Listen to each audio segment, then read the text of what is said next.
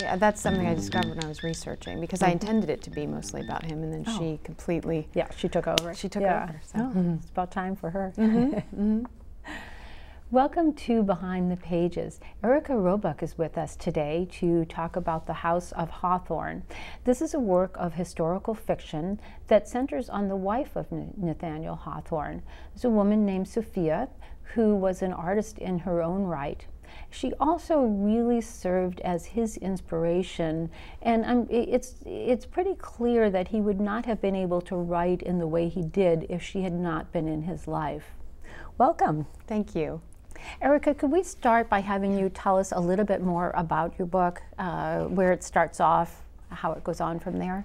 Yes, the House of Hawthorne is largely about Sophia Peabody Hawthorne and her evolution from being a young woman and young artist, budding artist, to a married woman, a mother, and really a caretaker for her family. And the novel is set up in 5 geographically based, almost novellas, because I thought that place was so important in how it shaped her and her family. Absolutely. So the novel opens when she's just arriving in Cuba with her sister for an extended stay, and they're going to be staying on the plantation that is owned by some friends of her parents. At this point, she knows she's been sent there sort of to be hopefully cured of these chronic severe headaches that incapacitated her for a good part of her life. But if we could ask her at this point, what would she tell us her goals were for her life? I think Sofia's goals at this point were to produce original art at some point. She'd been a copyist for many years, and every time she ventured into painting something original, the headaches would become completely debilitating.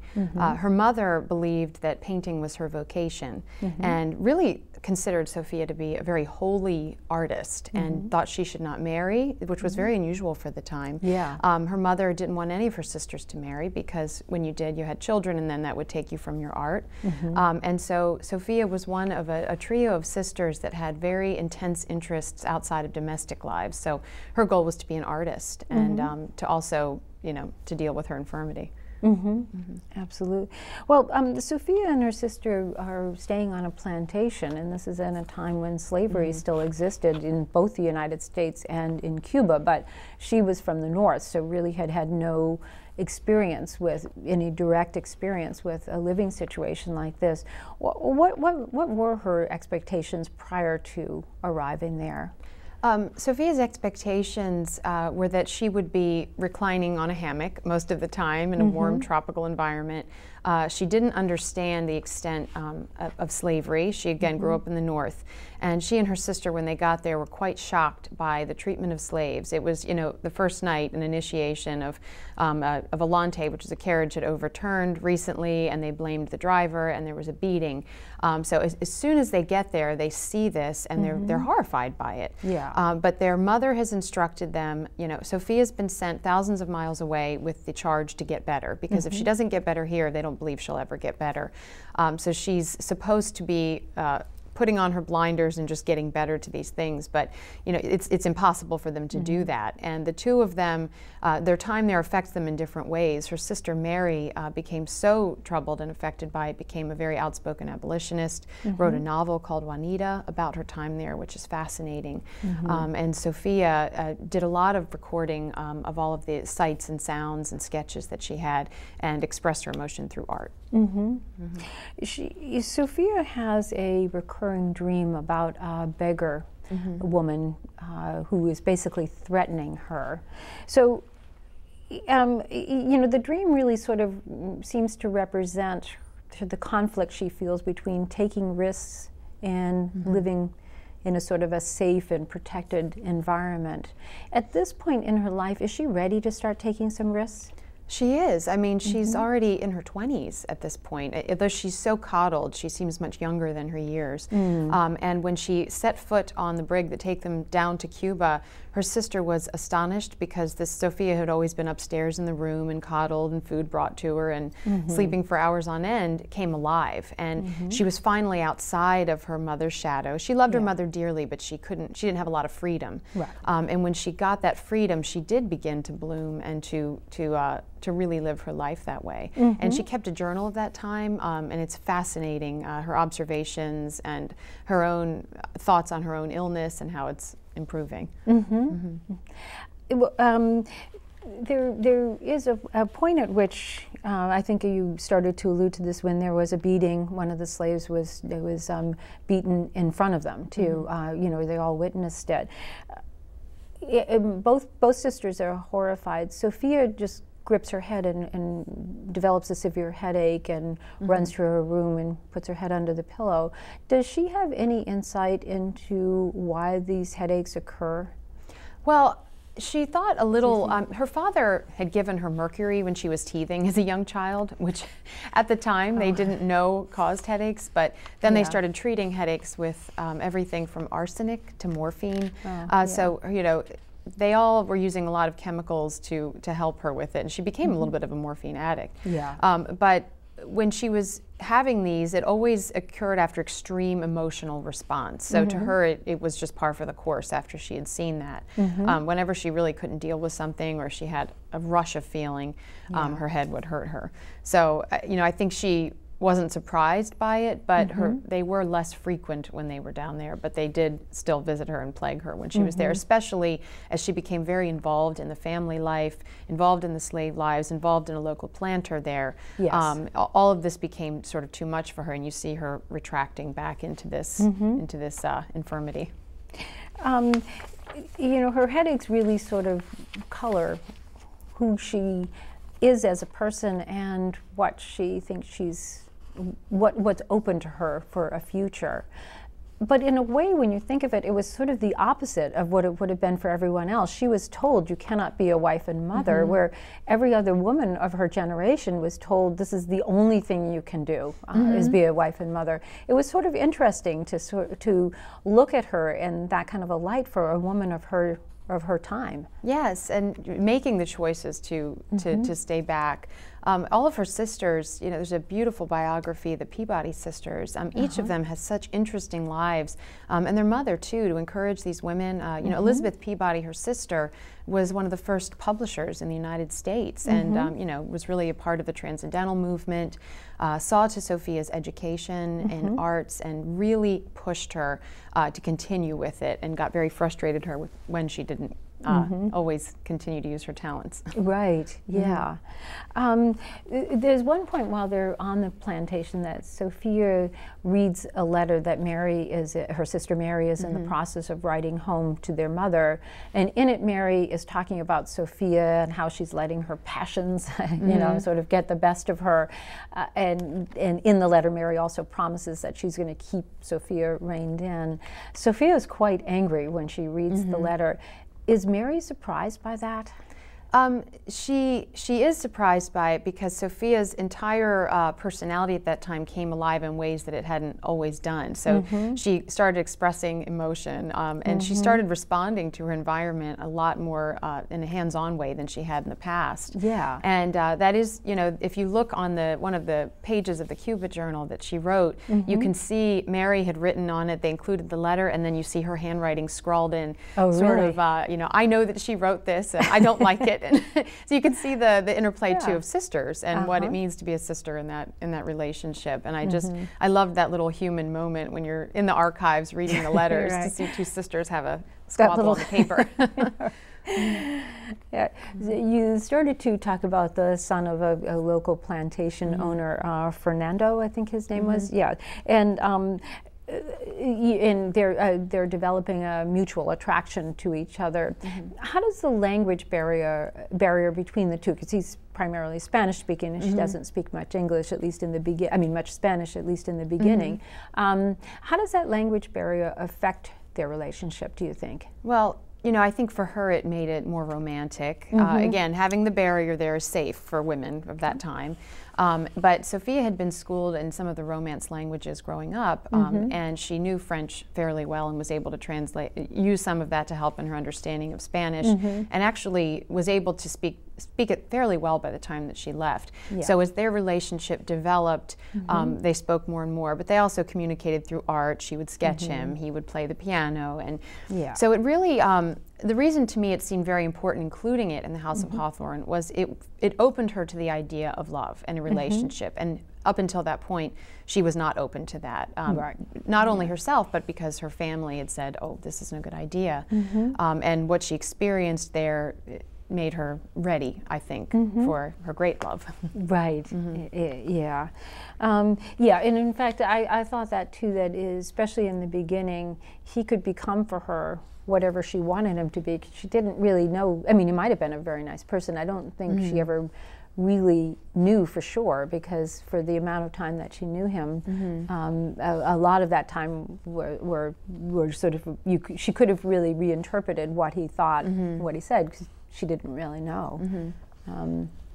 In fact, she got to the point where she could even imagine a future with him, living, staying on in Cuba, marrying him.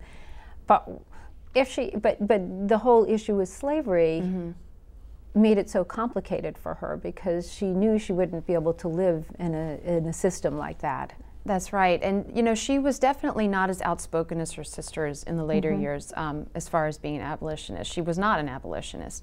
She didn't believe in slavery, but she herself could never own slaves. But she was struggling on her evolution in the time with Nathaniel on how they thought it should be ended. Right. And they both did not believe blood should be spilled for the cause. So she's not necessarily looked at kindly for that in history. But she did, the fact that this man that she was interested in would inherit a slave plantation was definitely a put off for her. Right. It was interesting to me because from this perspective, I judged her harshly, I think, for how she dealt with slavery while she was there.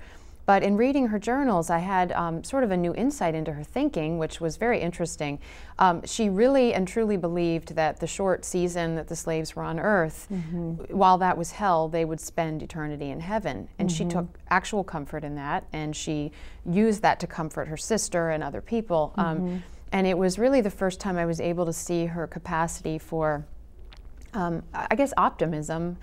She was very much about making light out of darkness, and which becomes very important later in her life with her husband.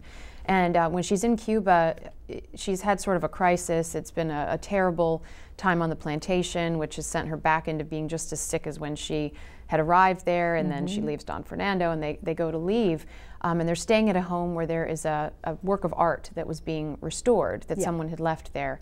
And it's very sooty and dirty, and it's Mary Magdalene, and she's in sort of a praying position. And Sofia cleans the painting and just adds a little bit of light to it. So I wanted to try to bring out that metaphor throughout, where she makes the best of bad situations, whether it's her own health, be it living on a plantation, or later with her husband, who has a hard time interacting in the world. Right, and they lived in quite deep poverty for quite a bit of their early marriage.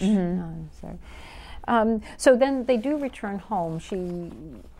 The time on the plantation was both beautiful and horrifying for her. So by the time she returns home, she's kind of bedridden again for a little while, and then her sister Elizabeth tells her about this exciting author, Nathaniel Hawthorne. But the first few times he visits their home, Sofia refuses to see him. Elizabeth keeps encouraging her to see him. What was Elizabeth's motivation for doing that? Well, Elizabeth had sort of a history of intense intellectual relationships with different men, and she never intended to marry.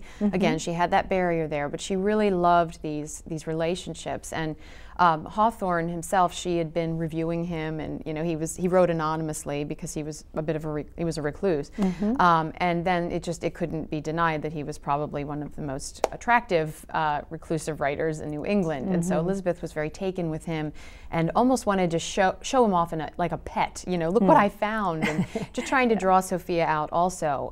But what she did not intend was for that instant chemistry that occurred between Sofia and Nathaniel. And then it became this very interesting dance between the sisters of when Mr. Hawthorne would come over and how people would be down in the drawing room, and you know, he would write a letter, and who would he write the letter to? And he would sometimes write it to Elizabeth or to Sophia or to both, and so that started some friction in their relationship. Yeah. So when they basically fell in love at first sight, what did they know about each other that made that happen?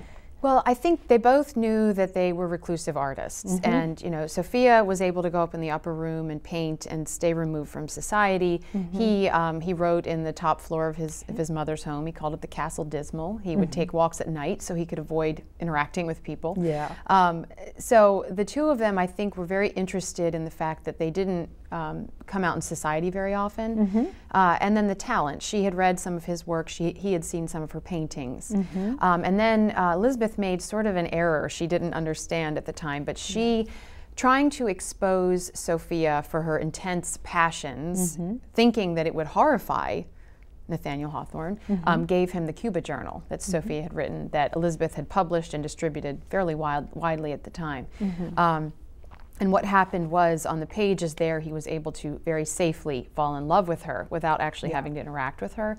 But just seeing her worldview, the way she observed nature, her experiences, started to plant a lot of seeds for the stories that then he would later write. So the first meeting, they have this intense attraction. They talk a little, and Sophia sees her sister's face, and then realizes that she's hurt her sister, and she actually leaves the room. If we could ask Nathaniel at that point, would he have any insight into why she left the room? I think that he was as stirred by that meeting as her, but he wasn't so frightened by it. Sophia was actually frightened by it because it caused such intense feeling. She saw the potential that it could cause trouble with her sister.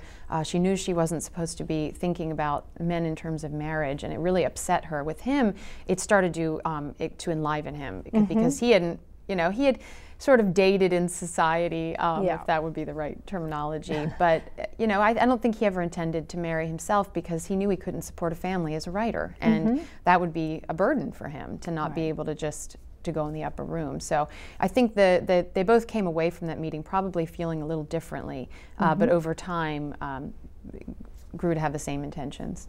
Do you think he had any insight into how Elizabeth felt about him? He did. Sister? He did, and there was some correspondence between he and Sophia about it, and he was very careful. He was also very careful because he knew his mother and sisters did not want him to marry. He was terrified of hurting them, of upsetting them, because they needed him for various reasons. So both of them were so petrified of hurting their family. They had this very long secret courtship, interminably long. So, and had Sophia not existed, do you think anything ever would have happened between Elizabeth and Nathaniel? I don't, because Elizabeth was very serious about not marrying, and I don't also believe that Nathaniel, I think he thought of her more as a sister, as a friend, as an intellectual peer, but I don't know that there was necessarily an attraction or anything. Right. And she seemed to also have the need to fill every silence, to always have some type of intellectual discussion going on, where he really needed his periods of reflection, he needed to be able to pull away in order to create. And I don't think as insightful as Elizabeth was as a publisher, I don't think she really had the insight into the creative process. Do you? Yeah, I feel this. I agree with that. The way maybe a really great baseball coach maybe doesn't play baseball very well, but sees how to work it. And I think Elizabeth certainly was that. I mean, she did write extensively and academically. But as far as artistic creation, it was something that really interested her and that she wanted to promote, and she did promote. But didn't necessarily, especially on the person-to-person level, understand the nuances of creative people. Right, exactly. So can you tell us a little bit more detail about the Cuba Journal? Yes, you know, it was something that was important for your research, wasn't it? It was, and Yeah. it was one of those gifts from the Muse, because the Library of Congress, which is very near to where I live, had it. So I was able to go spend several weeks with it reading. Wow. And it was during that time, with my previous novels, I've always used a fictional protagonist to tell the story and to craft the novel and to be a foil for the writer. And I was looking for that during the research process, but it was during the reading of the Cuba Journal that I felt Sofia assert herself, I guess, for lack of better, that she wanted to tell their story. So, and it's comprised of her journal, her letters home during her time in Cuba. Is that correct? It is. Yeah. And she had not intended for it to be for anyone but for her family. But then they would have these readings where Elizabeth would invite a bunch of people over, and they would read Sofia's very colorful journals and letters from Cuba and have salon parties, and then Elizabeth assembled it and published it. Sofia said on paper she didn't appreciate that, but I also believe that she enjoyed the attention to a certain extent. So I think she had to say, oh, don't share this, it's too personal, but she secretly was very excited by what a stir it created. Yeah, because she did keep on writing it even after she was aware that Elizabeth was sharing. And writing it very personal things in it. So. Yeah. Their relationship, her relationship with Nathaniel was, I think, unusual too for their time, because of the passion that existed throughout their marriage. I mean, was that your sort of take on it too, that this was not a typical marriage? I did. You know, I read all of their letters and their works, and they had a common journal when they lived at the Old Manse in Concord, and it was so interesting to see the level of devotion they had to one another. They would, when they would write to each other, they used poetic language, so they would use thee and thy and thou, and they really elevated their partnership. And you know, 8 years into their marriage, Sofia wrote to her mother, to her sister, that she lived in a blissful confusion. I don't know many people after 8 years of marriage that would call it a blissful confusion, but they really always felt that way. And then when years later, when they'd been married for years and they had 3 children and they were abroad for his diplomatic position, they were separated for a time so she could be in a warmer climate. And the letters they wrote back and forth could have been written when they were courting. They were so loving. He said that, you know, until you touched me, I'm just a shadow. I'm nothing without you. And so I don't even exist right now because we're not together. Again, years after they were married. So. Yeah, I found that fascinating too. Also, I mean, I think in a lot of ways you can credit her for his being able to write the Scarlet Letter. Yes. Can you tell us about that, what she did with the finances and saving money? Yes, he worked at the Custom House at the time, famously, and made a very small amount of money, barely enough to keep his family. And he also had to keep his mother and sisters because his mother was widowed when he was 3 or 4 years old. So he was in charge of all of them, and they didn't have a lot of money, certainly nothing extra, so he thought. And during a political dust-up, he was fired from the Custom House. And when he was devastated when he got back, he felt like he was failing his family, and he had the novel that he was dying to write that he couldn't write. And Sofia surprised him by showing that she had been secretly sort of hoarding pennies, and he didn't even know they had extra money, but that's because she had started saving at that point. They had lived in such poverty that she realized that he didn't necessarily have a head for the books, so she was going to take that over and just tucked it away, and she sold some of her lampshades and paintings, added the money to the pile, and then he was actually able to write the Scarlet Letter without having another job, which was obviously his first commercially successful work at 46 years of age. Wow. Yeah, because he had published other of his novels had been published, but he never really earned much money from them, did he? No, and you know, they never were well-to-do, but after the publication of the Scarlet Letter, then they were able to live in reasonable comfort at that point. But yes, until then, he could certainly never have supported his family on writing alone. Yeah, because his publisher didn't actually even pay him for the work that he had done prior to that. Yeah, the publishers were struggling too, so they couldn't pay him. And then in England, when he went there, he was a huge celebrity. Everyone had read The Scarlet Letter, but he didn't make a dime off of it. It had been pirated. There were no subsidiary right sales, you know, or anything like that. Yeah. So it was interesting for him to travel abroad and to be so famous for a book he didn't make much money on. It did establish him as a writer, did. but no, you certainly got that sense that they were never financially comfortable, but that didn't seem to be that much of a priority for either of them. No, they seemed very, you know, happy to live within their means. He had written to a friend of his that he never wanted to be too prosperous. He almost felt like if he were, then something terrible would happen to him. You know, he just wanted to just have enough. And they both seemed to feel that way. It was interesting too, their friends. I mean, they were can you tell us a few of the people they knew in Concord, especially? Yes, I mean, well, he had gone to Bowdoin and was good friends with Longfellow and with Franklin Pierce, and it was his relationship with Franklin Pierce that sustained all through his adult life. It was probably his closest male friend. He didn't have a lot of intimate friends. Sophia was basically it. But except for Franklin Pierce, they had a great relationship, a great understanding. They both had a lot of losses. Pierce had lost all of his children, actually. So they really bonded especially when the Hawthorne's oldest daughter was ill in Italy with the Roman fever, which is malaria, basically.